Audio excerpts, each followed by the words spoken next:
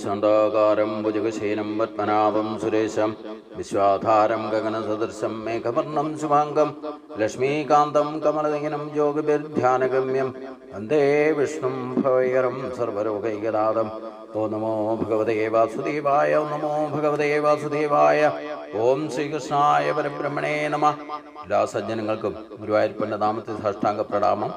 ശ്രീകൃഷ്ണ ചരിതാമൃതത്തില് സ്വാൽബനും യാദവരും തമ്മിലുള്ള യുദ്ധമാണ് അടുത്ത അധ്യായത്തിൽ 75-ാമത്തെ അധ്യായത്തിൽ വിശദീകരിക്കുന്നത്.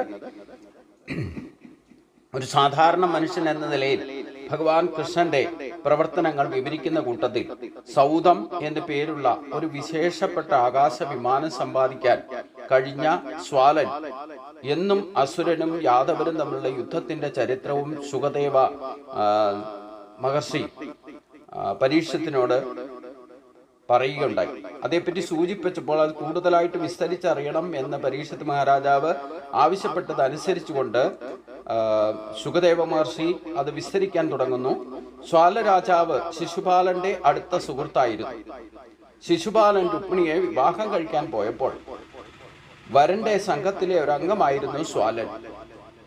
അവിടെ വെച്ച് യാദവ സൈന്യവും എതിർവശത്തുള്ള രാജാക്കന്മാരും തമ്മിൽ യുദ്ധമുണ്ടായപ്പോൾ യാദവ സൈന്യം സ്വാലനെ തോൽപ്പിച്ചു. എന്നാൽ തോൽവി പിണഞ്ഞിട്ടും യാദവവംശത്തിലെ മുഴുവൻ ആളുകളെയും ഈ ഭൂമിയിൽ നിന്ന് തന്നെ തുരത്തിക്കളയണമെന്ന് മറ്റ് രാജാക്കന്മാരുടെ മുമ്പിൽ സ്വാലൻ ശപഥം ചെയ്തിരുന്നു. എനിക്ക് യാദവ സൈന്യത്തിന്റെ മുമ്പിൽ തോറ്റുപോയ സ്വാലൻ അവിടെ വെച്ചിട്ട് ശപഥം ചെയ്യുന്നു, ഇപ്പൊ തൽക്കാലം തോറ്റെങ്കിലും മറ്റ് രാജാക്കന്മാരുടെ മുമ്പിൽ വെച്ച് സ്വാലൻ ശപഥം ചെയ്തു, എപ്പോഴെങ്കിലും ഈ യാദവ സൈന്യത്തെ മുഴുവനായിട്ടും ഇല്ലാതെയാക്കും എന്ന് ശപഥം ചെയ്യുകയുണ്ടായി. രുക്മിണിയുടെ വിവാഹവേളയിൽ നടന്ന യുദ്ധത്തിൽ പരാജയപ്പെട്ടതിനെ തുടർന്ന് ഭഗവാൻ കൃഷ്ണന്റെ നേരെ മറക്കാനാവാത്ത പക അയാൾ ഉള്ളിൽ സൂക്ഷിച്ചു പോന്നു. കൃഷ്ണനെ വധിച്ചു കളയും എന്ന് ശപഥം ചെയ്ത അയാൾ വാസ്തവത്തിൽ ഒരു വിഡ്ഢി തന്നെയാണ്. ഇത്തരം ഭഗവാനെ സാധാരണ ശരീരം എടുത്തുകൊണ്ട് വന്ന ഒരു മനുഷ്യനെ പോലെ കാണുന്നവർക്കെല്ലാം ഇത്തരത്തിൽ ശപഥം അല്ലെങ്കിൽ ഇത്തരത്തിൽ പ്രതിജ്ഞയൊക്കെ ചെയ്യാൻ തോന്നും. ഭഗവാനെ തന്നെ പോലെ തന്നെ ഒരു മനുഷ്യനായിട്ട്, മനുഷ്യ ശരീരം എടുത്തുകൊണ്ട് വന്നവനായിട്ട് കാണുന്നവർക്കൊക്കെ ഈ ഒരു അബദ്ധം വന്നുപെടും. ഇത് മാത്രമല്ല, നമ്മൾ ഭൗതികമായ ദൃഷ്ടിയിലാണ് ഇത്തരത്തിലൊരു കാഴ്ചപ്പാട്. മരണജനനങ്ങളൊക്കെ നടക്കുന്നത് ഭൗതിക ദൃഷ്ടിയിൽ മാത്രമാണ്. ആത്മീയ ദൃഷ്ടിയിൽ, ആധ്യാത്മിക ദൃഷ്ടിയിൽ നോക്കിക്കഴിഞ്ഞാൽ ആരും മരിക്കുന്നുമില്ല, ആരും ജനിക്കുന്നുമില്ല. ഭഗവാൻ മാത്രമല്ല, നമ്മൾ ആരും ജനിക്കുന്നുമില്ല, മരിക്കുന്നുമില്ല. മരണം എന്ന് പറയുന്നത് ഈ മലക്കൂമ്പാരമാകുന്ന ശരീരത്തിന്റെ വരവും പോക്കും മാത്രമാണ് ജനന മരണങ്ങൾ സംഭവിക്കുക.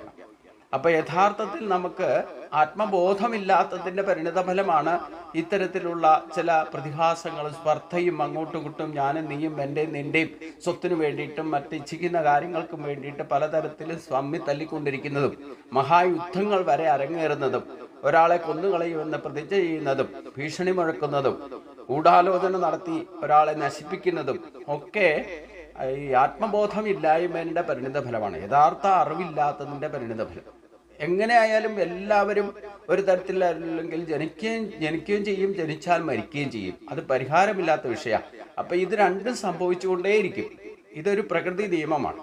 പക്ഷേ ആത്മബോധമുണ്ടായാൽ ഇങ്ങനെ എന്ത് തന്നെ ജനന മരണങ്ങളോ ഗതിവിഗതികളോ സ്പർദ്ധകളോ എന്തൊക്കെ സംഭവിച്ചാലും അവിടെയൊക്കെ നിസ്സംഗഭാവത്തിലാം ആത്മബോധത്തിൽ ഉറച്ചു നിൽക്കാൻ സാധിക്കും. നമുക്ക് യാതൊരുവിധ ദുഃഖവുമില്ലാതെ സത്യത്തെ മനസ്സിലാക്കി കഴിഞ്ഞാൽ പിന്നെ ദുഃഖിക്കേണ്ട ആവശ്യമൊന്നുമില്ല. ഈ ദുഃഖം എന്ന് പറയുന്ന പ്രതിഭാസം തന്നെ ഉണ്ടാകുന്നത് വികാരവിചാരങ്ങൾക്ക് അടിമയാകാൻ കാരണം നമ്മുടെ ഈ ഭൗതിക ദൃഷ്ടിയിൽ മാത്രമാണ്. ഓരോ ചലനങ്ങളും, നിസ്സാര കാര്യങ്ങൾക്ക് വരെ നമ്മൾ അസ്വസ്ഥരാകുന്നുണ്ടെങ്കിൽ അതിന് ഏകമായ കാരണം ഈ ആത്മബോധം, ആത്മവിചാരമില്ലാത്തതിൻ്റെ, നമ്മുടെ ആ അചഞ്ചലമായിരിക്കുന്ന ബ്രഹ്മസത്യത്തെ മനസ്സിലാക്കി കഴിഞ്ഞാൽ സകല പ്രശ്നങ്ങളും അവസാനിച്ചു. പക്ഷെ ആ ഒരു സ്ഥിതിയിലേക്ക് എത്തുക എന്ന് പറയുന്നത് വിരലിൽ എണ്ണാവുന്നവർക്ക് മാത്രമേ സാധിക്കൂ എന്ന് ഭഗവാൻ തന്നെ പറയുന്നുണ്ട്. അതിനു വേണ്ടിയിട്ട് പ്രയത്നിക്കുന്നവർ ഒരുപാട് പേരുണ്ട്. ഭക്തിമാർഗത്തിൽ സഞ്ചരിച്ച് ആധ്യാത്മിക മേഖലയിൽ പ്രയത്നിക്കുന്നവരും അനേകമുണ്ട്. പക്ഷേ യഥാർത്ഥത്തിൽ ആത്മവിചാരം ചെയ്ത് ആത്മബോധത്തിലേക്ക് എത്തിക്കിട്ടിയാൽ മാത്രമേ ഈ സകല ദുഃഖങ്ങളിൽ നിന്നും നമ്മൾക്ക്, പ്രാരാബ്ധങ്ങളിൽ നിന്നും മോചനം ലഭിക്കുകയുള്ളൂ. എന്ന് വരെ അത് സാധിക്കുന്നില്ലയോ? ഈ ജനന മരണം എന്ന് പറയുന്ന ഈ ദ്വന്ദ്ഭാവം പ്രകടമായിക്കൊണ്ടേയിരിക്കും. ഈ ദ്വന്ദ്ഭാവം പ്രകടമാകുമ്പോഴാണ് നമുക്ക് ഈ സ്പർദ്ധയും ഉണ്ടാകുന്നത്. അപ്പോൾ കൃഷ്ണനെ നേരെ മറക്കാനാവാത്ത പകവച്ച് പുലർത്തിയ സ്വാലൻ കൃഷ്ണനെ വധിച്ചു കളയും എന്ന് ശപഥം ചെയ്തു. വാസ്തവത്തിൽ ഒരു വിഡ്ഢി തന്നെയാണ് ഈ സ്വാലൻ എന്ന് പറയുന്നത്. കാരണം അങ്ങനെ ഒരാൾക്ക് മാത്രമേ ഭഗവാനെ പറ്റി യഥാർത്ഥ ബോധം അറിയാൻ മേലാത്തതുകൊണ്ടില്ലേ, അറിയാത്തത് കൊണ്ടാണ് ഇങ്ങനെ ഭഗവാനെ കൊന്നുകളയും എന്നൊക്കെ തീരുമാനിച്ചത്. ഇത്തരം ഗൂഢപദ്ധതികൾ നടപ്പിലാക്കാൻ ശിവനെപ്പോലുള്ള ഏതെങ്കിലും ദേവനെ അഭയം പ്രാപിക്കുകയാണ് ഇത്തരം വിഡ്ഢികളായ അസുരന്മാരുടെ പതിവ്. അതിനാൽ ശക്തി നേടാനായിക്കൊണ്ട് സ്വാലൻ ശിവന്റെ പാദപത്മങ്ങളിൽ അഭയം തേടി. ദിവസം ഒരു തവണ ഒരു പടി ചാരം മാത്രം ഭക്ഷണമാക്കിക്കൊണ്ട് ഒരു കഠിന തപസ്സിൽ അയാൾ ഏർപ്പെട്ടു. തന്നെ പ്രീതിപ്പെടുത്താൻ തപസ്സിൽ ഏർപ്പെടുന്നവരുടെ നേരിൽ പാർവതീകാന്തനായിരിക്കുന്ന ശിവൻ പൊതുവെ അത്യന്തം കരുണാമയനും ക്ഷിപ്രപ്രസാദിയുമാണ്. അപ്പൊ ഈ ദേവന്മാർക്കെല്ലാവരും കുഴപ്പം എന്താന്ന് ചോദിച്ചു കഴിഞ്ഞാൽ, അവൻ നല്ലതിന് വേണ്ടിയിട്ടാണോ ചീത്തയ്ക്ക് വേണ്ടിയിട്ടാണോ എന്നെ ഭജിക്കുന്നത് എന്നൊന്നും ചിന്തിക്കാറില്ല. അനന്യമായ ഭക്തി ആര് ഉണ്ടാകുന്നോ, ആര് ചെയ്യുന്നുവോ അവരെയൊക്കെ ഏതേത് ദേവതയെ ഭജിച്ചാലും ഭഗവാന്റെ നിയോഗത്താൽ തന്നെ അവരിൽ നിന്ന് അനുഗ്രഹം ലഭിക്കുന്നത്. അപ്പം ഭഗവാനെ വധിക്കാൻ വേണ്ടിയിട്ടാണ് ഈ ശക്തി ആർജിക്കാൻ ഉദ്ദേശ ലക്ഷ്യം പരമമല്ലായിരുന്നു, സത്യസന്ധമല്ലായിരുന്നു. പക്ഷേ അത് ശിവനെ സംബന്ധിച്ചിടത്തോളം ഇല്ലേ, ഒരു ദേവനെ സംബന്ധിച്ചിടത്തോളം പ്രശ്നമല്ല. ആ കുറച്ച് ഒരു നിമിഷത്തേക്കാണെങ്കിൽ നമ്മൾ അനന്യമായിട്ട് ദേവനെ ഭജിക്കുന്നതനുസരിച്ചുകൊണ്ട് ഭഗവാൻ ഏത് ദേവനെ ഭജിച്ചാലും അതനുസരിച്ചുകൊണ്ട് അനുഗ്രഹിക്കും. ആ അനുഗ്രഹം നൽകുന്നതും ഭഗവാൻ കൃഷ്ണൻ തന്നെയാണ്. മറ്റ് ദേവതയെ ഭജിച്ചാലും അവർക്ക് അനുഗ്രഹം കൊടുക്കുന്നതും ഞാൻ തന്നെയാണെന്ന് ഭഗവാൻ പറഞ്ഞു. അതാത് ദേവതയില്ല. യോ യോ യാം യാം ധനുഭക്ത സത്യയാർച്ചിതമിച്ച്, സത്യയോടുകൂടി ആര് ഭജിച്ചാലും വേണ്ടില്ല. അത് ശിവനെ ഭജിച്ചാലും അയ്യപ്പനെ ഗണപതി ആരെ ഭജിച്ചാലും വേണ്ടില്ല. അവരുടെ ഉദ്ദേശം എന്തു തന്നെ ആയിരുന്നോട്ടെ, അനന്യമായിട്ട് ഭജിക്കുന്ന സെക്കൻഡിനാണ് പ്രാധാന്യം. അതിനു മുമ്പ് എന്ത് ശപഥം ചെയ്തു, ഇല്ലെങ്കിൽ ഇതിന് ശേഷം എന്താണ് ഇവൻ ചെയ്യാൻ പോകുന്നത് എന്നുള്ളതല്ല പ്രശ്നം. അതായത് ഭൂതവും ഭാവിയും ദേവന്മാരെ സംബന്ധിച്ച് പ്രശ്നമല്ല. അവരെല്ലാം പ്രസന്റ് കണ്ടീഷനിൽ വർത്തിക്കുന്നത്. ഒരിക്കലും കണ്ണ് ചിമ്മാത്തവരാ. നമ്മളെപ്പോഴും കണ്ണ് ചിമ്മും. കണ്ണ് ചിമ്മുക എന്ന് പറയുന്നത് വിഡ്ഢിത്തത്തിൻ്റെ ഒരു ഭാവമാണ്. അതായത് മനുഷ്യ ഈ 3 ഗുണങ്ങൾക്ക് അതീതമായി പ്രവർത്തിക്കുന്ന നിസ്സംഗരല്ലാത്തവർക്കാണ് ഈ കണ്ണ് ചിമ്മുക എന്ന് പറയുന്നത്. ദേവന്മാർക്ക് കണ്ണ് ചിമ്മില്ലല്ലോ. അവർ കണ്ണ് തുറന്നു തന്നെ ഇരിക്കും എപ്പോഴാണ്. കാരണം അവർ പ്രസന്റ് വക്ത് മാത്രം ഉപയോഗിക്കുന്ന, ഇല്ലെങ്കിൽ വർത്തമാന കാലത്തെ മാത്രം ഉപയോഗിക്കുന്നവരാണ് ദേവന്മാർ. അപ്പം അതിനപ്പുറത്തും ഇപ്പുറത്തും ഒന്നും ചിന്തയില്ല. ഇപ്പോൾ ഈ സമയത്ത് അനന്യമായിട്ട് ആര് ഭജിക്കുന്നോ അവരെ അനുഗ്രഹിക്കും. അതാണ് അവരുടെ നിയതമായ കർമ്മവും. അപ്പൊ അപ്രകാരം ഈ സ്വാലൻ ഇത്തരം വിഡ്ഢികളായിട്ടുള്ള അസുരന്മാരുടെ പതിവ് പിന്നീട് ആ കാര്യം സാധിക്കാൻ വേണ്ടിയിട്ട് അവർക്കും അറിയാം, ശക്തി ആർജിക്കണം എന്നുണ്ടെങ്കിൽ ഈശ്വരനെ ആശ്രയിച്ചാൽ മാത്രമേ ഏതൊരു കാര്യത്തിനും സാധിക്കൂ. അത് അസുരനായാലും വേണ്ടില്ല, ദേവന്മാരായാലും വേണ്ടില്ല, മനുഷ്യരായാലും വേണ്ടില്ല. പ്രത്യേകമായിട്ടൊരു കാര്യം ചെയ്യാൻ ഉദ്ദേശിച്ച് അത് സാധിക്കണം എന്നുണ്ടെങ്കിൽ അതൊരു തപസ്സായിട്ട് തന്നെ ആ ലക്ഷ്യം തീരുമാനിച്ച് അതിന് വേണ്ടുന്നതൊക്കെ ഒരുക്കി കൂട്ടി അതിന് വേണ്ടിയിട്ട് ലക്ഷ്യം തീരുമാനിച്ച കർമ്മം അതിലേക്ക് നയിക്കുന്നർത്ഥം. അത് അസുരനായാലും വേണ്ടില്ല, ദേവനായാലും വേണ്ടില്ല, മനുഷ്യനായാലും വേണ്ടില്ല.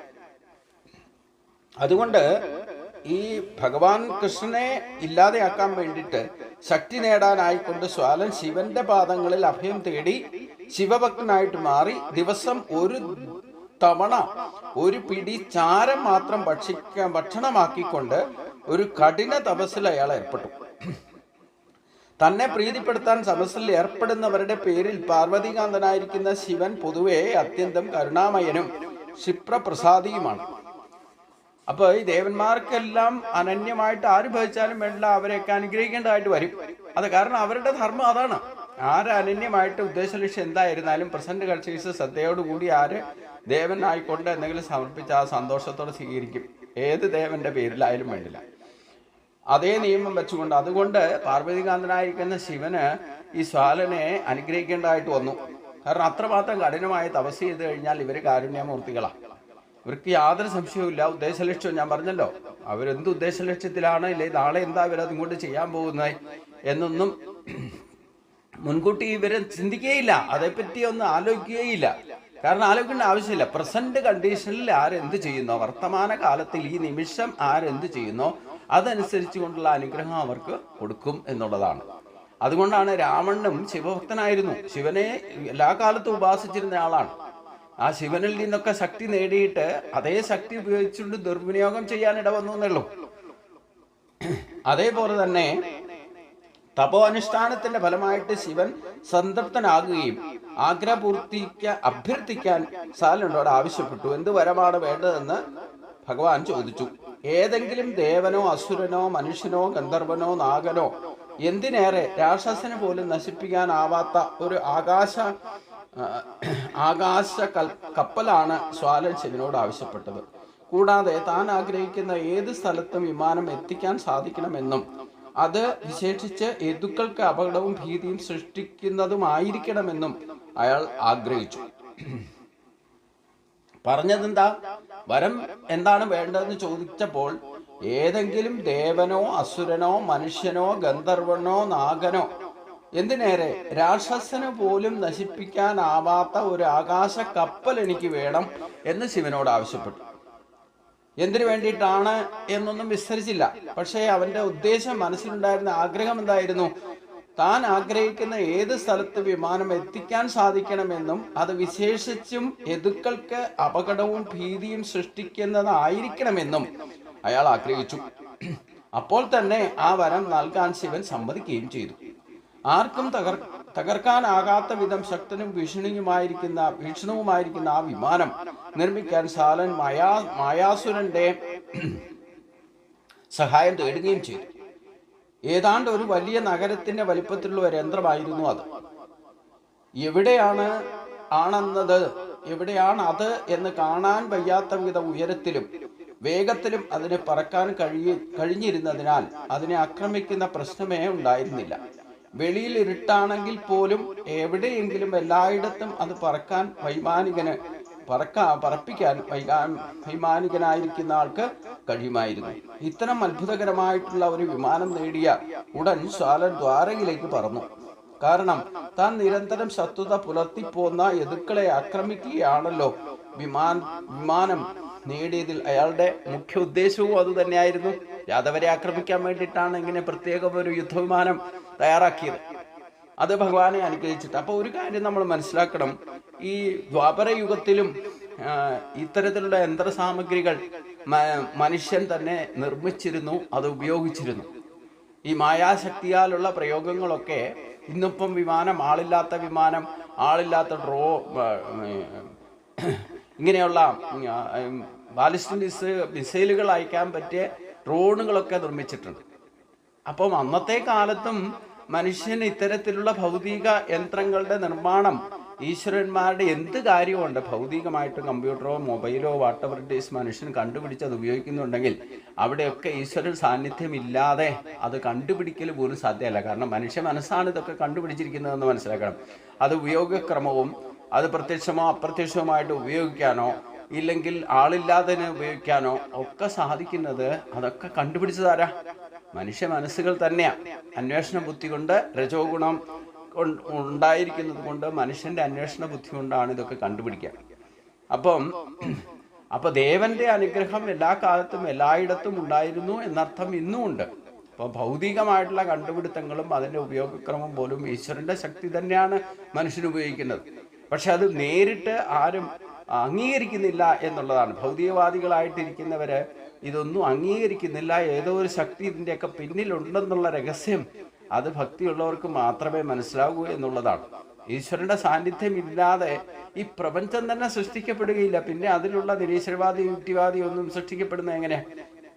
അപ്പൊ അതുകൊണ്ട് യഥാർത്ഥത്തിൽ ഇത്തരത്തിലുള്ള യന്ത്രങ്ങളും ഭൗതികമായ വികസനവും ഒക്കെ മനുഷ്യ ലോകം ഉണ്ടായപ്പോൾ തൊട്ടും ഉണ്ടായിരുന്നു എന്നതാണ് സത്യം. അതിൻ്റെ കണ്ടുപിടുത്തങ്ങളും അതിനു വേണ്ടിയിട്ട് തപം ചെയ്യലും അതിനു വേണ്ടിയിട്ട്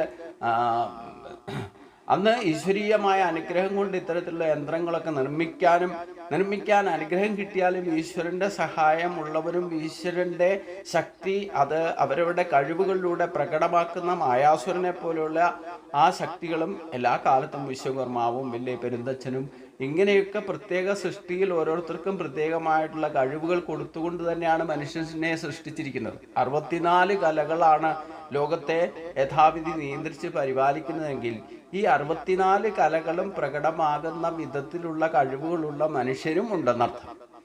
അതൊന്നോ രണ്ടോ ഇല്ലെങ്കിൽ ഓരോ 64 മനുഷ്യർക്ക് മാത്രമാണ് 64 കലകളുള്ളൂ എന്ന് വിചാരിക്കേണ്ട. ഈ ലോകത്ത് എത്ര കോടി ജനങ്ങളുണ്ടോ അവിടെയൊക്കെ ഈ ആവശ്യങ്ങൾ ഉയരുമ്പം ഈ 64 കലകളിലും പ്രാവീണ്യമുള്ള അനേകം മനുഷ്യരുണ്ടായിരിക്കും. അതിൽ തത്വദർശിയായിട്ട് ഒരാളുണ്ടാകും, മായാസുരനെ പോലെയുള്ളവർ. അപ്പം അദ്ദേഹം വിചാരിച്ചു കഴിഞ്ഞാൽ ബാക്കിയുള്ളവർക്കും ഇത് പറഞ്ഞു കൊടുത്ത് ചെയ്യിപ്പിക്കാനൊക്കെ സാധിക്കും. അങ്ങനെ ഇന്ദ്രപ്രസ്ഥം നിർമ്മിച്ച് മായാസുരനാണല്ലോ. പാണ്ഡവർക്ക് ഇന്ദ്രപ്രസ്ഥം എന്ന മഹാസഭ നിർമ്മിച്ചു കൊടുത്തതും മായാസുരൻ തന്നെയാണ്. ദ്വാരക നിർമ്മിച്ചതും മായാസുരൻ, ഇന്ദ്രന്റെ നിയോഗത്താൽ. അപ്പം ഇതിനൊക്കെ പ്രത്യേകം പ്രൊഫഷണലിസ്റ്റിക ധർമ്മം, സ്വധർമ്മം അറിയാവുന്ന, അല്ലെങ്കിൽ അവർ അതാത് കർമ്മങ്ങളിൽ ശ്രേഷ്ഠന്മാരായിട്ടുള്ളവർ എല്ലാ കാലത്തും ഉണ്ടായിരുന്നു. അപ്പോൾ ഇവിടെ ശിവന്റെ അനുഗ്രഹം കൊണ്ട് ഒരു ആകാശ കപ്പൽ ഉണ്ടാക്കണം എന്ന് വിചാരിച്ചപ്പോൾ ആ സ്വാലനും സഹായം എത്തിയത് മായാസുരനിൽ നിന്ന് തന്നെയാണ്. അപ്പം ആ യന്ത്രം നിർമ്മിച്ച് മറ്റാർക്കും തകർക്കാനാകാത്ത വിധം ഇന്ന് പ്രത്യക്ഷമായിരിക്കുന്ന ഡ്രോണുകളാണ് കാണുന്നതെങ്കിൽ, അഥവാ അത് ഭൗതികമായിട്ട് ദൃഷ്ടിയിൽ അതിനെയൊക്കെ കണ്ടെത്താനുള്ള റഡാറുകളൊക്കെ മനുഷ്യൻ നിർമ്മിച്ചിട്ടുണ്ടല്ലോ. അപ്പൊ ഇത്തരത്തിൽ ഒരു യുദ്ധക്കപ്പൽ അല്ലെങ്കിൽ യുദ്ധവിമാനം ഉണ്ടാക്കിയിട്ട് അതിന്റെ ആദ്യത്തെ പ്രയോഗം ദ്വാരകയിലേക്കാണ് സ്വാലൻ പ്രയോഗിക്കാനും തയ്യാറായത്. അതുകൊണ്ട് അതിനെ ആക്രമിക്കുന്ന ഇത്രയധികം മായാശക്തി ഉള്ളത് കൊണ്ട് മറ്റുള്ളവർക്ക് ആർക്കും കാണാനോ അതിനെ ആക്രമിക്കാനോ സാധിക്കുമായിരുന്നില്ല. വെളിയിൽ ഇരുട്ടാണെങ്കിൽ പോലും അതിന് യഥേഷ്ടം സഞ്ചരിക്കാനും പറപ്പിക്കാനും സാധിക്കുമായിരുന്നു. അങ്ങനെ ഇത്തരം അത്ഭുതകരമായിട്ടുള്ള ഒരു വിമാനം നേടിയ ഉടൻ സ്വാലൻ ദ്വാരകയിലേക്ക് പറന്നു. കാരണം താൻ നിരന്തരം ശത്രുത പുലർത്തിപ്പോന്ന യദുക്കളെ ആക്രമിക്കുകയാണല്ലോ വിമാനം നേടിയതിൽ അയാളുടെ മുഖ്യ ഉദ്ദേശം. അപ്പം ദ്വാരകയെ ആക്രമിക്കുക, യദുക്കളെ ഇല്ലാതെയാക്കുക, അതിന്റെ പരമമായ ലക്ഷ്യം ശ്രീകൃഷ്ണനെ തന്നെ വധിക്കുക എന്നുള്ളതായിരുന്നു സ്വാലന്റെ ഉദ്ദേശ ലക്ഷ്യം. അപ്പോൾ അതിനു വേണ്ടിയിട്ടുള്ള തയ്യാറെടുപ്പിനാണ് ഈ ശിവനെ തപസ് ചെയ്ത് ഇങ്ങനെ ഒരു ആകാശ കപ്പല് നിർമ്മിക്കപ്പെട്ടതും അതിന്റെ പ്രയോഗം ആദ്യം പരീക്ഷിക്കുന്നതും ദ്വാരകയിലേക്ക് തന്നെയാണ്. ഇതിന്റെ അടുത്ത ഭാഗം നമുക്ക് അടുത്ത ദിവസം ചിന്തിക്കാം. എല്ലാവർക്കും നമസ്കാരം.